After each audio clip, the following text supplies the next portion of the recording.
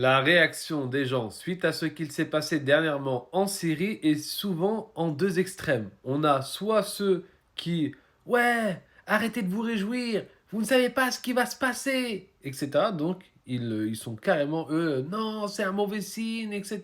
Non, c'est le plan des Américains, des Israéliens, arrêtez, soyez pas contents.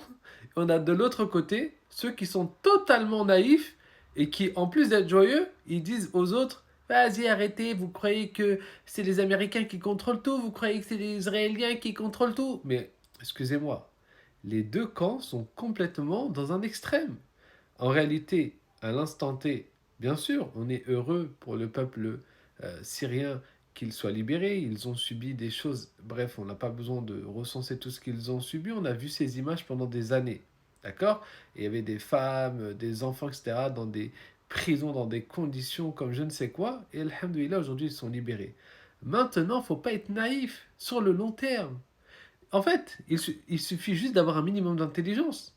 Comment des gens dotés d'un minimum d'intelligence ne comprennent pas que si Israël et l'Amérique ont soutenu avec la Turquie les rebelles, c'est qu'ils ont des intérêts. C'est logique, il n'y a pas besoin d'avoir un bac plus 3 en géopolitique quand même. Comment on vous a fait passer le Djoulani? Attendez, je vais vous mettre une image, vous allez comprendre. Comment l'Amérique le présentait en 2017. L'Amérique te proposait 10 millions de dollars si tu ramenais Djoulani. D'accord? Celui qu'on te fait passer là pour un islamiste modéré ou je ne sais quoi.